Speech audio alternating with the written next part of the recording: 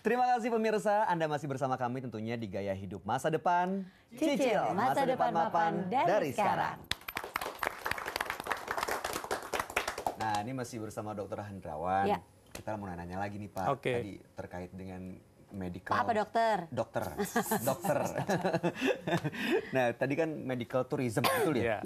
Nah, dokter punya pengalaman nggak dok? Katanya kan dengar sekarang nih kayak di Korea Selatan orang banyak yang medical tourism. Wisata operasi plastik. Operasi plastik. Iya, sambil wisata, sambil check up paling tidak. Ya ada yang melakukan juga operasi plastik. Sampai pulang-pulang nggak dikenalin semua. Waktu ke imigrasi juga nggak dikenalin, berubah. Foto paspornya beda. Jadi sana daya tarik. Indonesia, Bali mungkin akan memulai. Karena saya dengar Gubernur Bali akan memulai medical tourism. Karena orang-orang barat ya sambil wisata ke Bali itu bisa menikmati check up dan sebagainya. Oke. Nah sekarang kita kasih kesempatan buat penonton yang ada di sini kalau mau bertanya silakan loh. Siapa yang mau tanya? Silakan, boleh Ibu. silakan Ibu. Dengan Ibu siapa? Dengan Ati. Ibu Ati silakan Bu. Penyakit apa aja yang umumnya orang mau berobat ke luar negeri? Oh iya benar-benar nih. Apakah cuman aduh aku lagi sakit hati dokter aku Aduh sakit hati pakai keluar negeri mau jalan-jalan itu sih. Nggak gitu ya. Jadi gimana dok? Ya sebetulnya dalam kedokteran tidak ada dipilah-pilah ya sakitnya apa harus keluar negeri. Kan tadi sudah dibilang bahwa pilihan saja itu kan. Semua di negara manapun ya dokter itu kan pendidikan dokter sama, semua kurikulumnya sama. Soal pilihan saja. Tapi yang saya katakan tadi dalam kasus emergency kita sedang berada di luar negeri ya mau tidak mau harus dilakukan tindakan. Ya, seperti itu. Dok, sebenarnya ada ini nggak sih kalau kita berobat ke luar negeri ada biaya-biaya tersembunyi nggak sih dari pengobatan itu? Ya tentulah ya ada expense yang mesti dikeluarkan ya untuk ongkos transport ya untuk hotel dan sebagainya tentu ada ya terbebani. Tapi kalau pilihan itu menjadi satu kepuasan ya kan ditanggung sendiri toh. Jadi memang ada tentu. Yang kasihan yang mau jenguk juga mungkin ya. Oh iya. Juga sih ya, Kita kan kalau juga nganter juga kan kadang-kadang satu truk gitu nganter pergi piknik. Iya. Nah, ini kalau bicara soal kayak medical tourism tadi, dok, saya pengen tahu juga nih, saat ini yang lagi tren nih negara-negara mana aja sih dok, yang biasanya orang Indonesia tuh kalau berobat ke situ gitu? Ya tentu seperti kita tahu ya Singapura ya Malaysia. Dan satu sebetulnya catatan yang saya tahu itu di Thailand ya, Thailand, di Bangkok ya. Bung Rungrat itu rumah sakit itu, yang mendunia. Jadi pada dasarnya memang mencari service ya, kenyamanan Betul. dalam itu ya. Jadi service artinya paperless ya, tidak usah lagi pakai medical ini ditulis apa, itu sudah otomatis dia pakai sistem, pasien diperiksa, selesai periksa, obat sudah tersedia di apotek. Jadi udah nggak pakai resep lagi, dokternya udah ketik di udah langsung farmasi siap. Jadi udah betul-betul sistemnya menyenangkan pasien. Bahkan ada kafe, ada mereka kalau lama menunggu dilayani dulu, dikasih makan dan sebagainya. Oh berarti sekali lagi service. Service ya, Itu kuncinya yang harus dipenuhi sama rumah sakit Indonesia mungkin ya. Oke, nah ini kalau udah urusan berobat ke luar negeri Enji ya.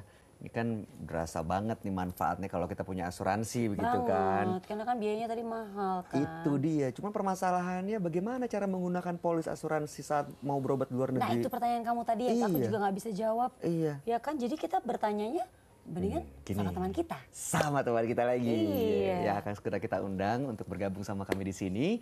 Beliau adalah Bapak Karyadi Pranoto, Head of Employee Benefit Distribution Manulife Indonesia. Halo Pak Oti. Pak Oti, apa kabar Pak? Sehat Pak. Iya. Silakan duduk Pak. Pak Oti, ini kita lagi bahas tentang pengobatan di luar negeri nih. Ini kan emang lagi ada tren banget nih. Kayaknya banyak orang tuh kalau berobat tuh kayak solusinya tuh mencari untuk merawat di luar negeri gitu.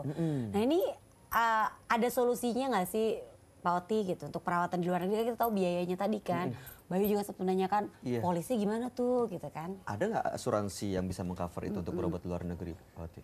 Ya, dengan semakin berkembangnya industri asuransi ya saya pikir saat ini ya.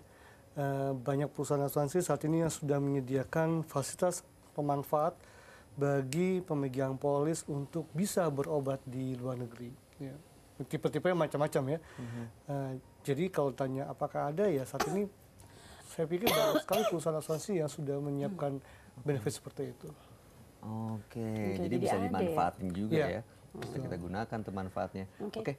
Penonton, bengong atau mau tanya atau Mau bingung nanya atau bagaimana? nih. Iya, Silakan Bapak. Misalnya Bapak siapa, Pak? dengan Heru, Silakan Pak Heru. misalnya polis kita mau kita pakai untuk berobat ke luar negeri. Apakah harus dalam mata uang negara yang bersangkutan? Kita bayar preminya, Iya. maksudnya. Untuk bayar preminya. Oke, baik. Terima kasih Pak Hiro. Ya. Tergantung dari kebijakan dari setiap asuransi ya. Apabila kita membayarkan premi itu dengan rupiah saja, kita bisa juga menerima manfaat apabila kita berobat di luar negeri. Ya. Tapi tentunya yang perlu diperhatikan adalah nilai tukar. Ya. Nilai tukar ini akan memotong dari benefitnya kita. Semakin rupiahnya semakin kuat, misalnya rupiahnya kuat gitu ya, benefit yang terkurangi juga semakin sedikit tentunya ya.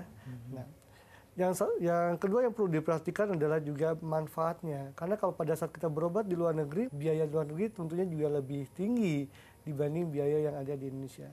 So, biasanya pada saat kita mau ke luar negeri, kita mesti lihat dulu nih, apakah manfaat kita cukup apabila kita gunakan di luar negeri. Oke. Pak Oti, untuk proses klaimnya sendiri gimana Pak? Jangan dijawab dulu kali, tahan dulu. Jangan sekarang, aku penasaran. Jangan, tahan dulu ya Pak Oti, ya nggak apa-apa ya. Angie masih bisa tahan kan? Iya deh, aku tahan dulu deh kalau gitu deh. Penasaran sih. Oke, penonton di studio juga pemirsa, kita tahan dulu, jangan kemana-mana. Setelah break ini, kita akan lanjutkan obrolan seru ini. Makanya jangan kemana-mana, tetap di Gaya Hidup Masa Depan. Cicil. Masa depan mapan dari sekarang.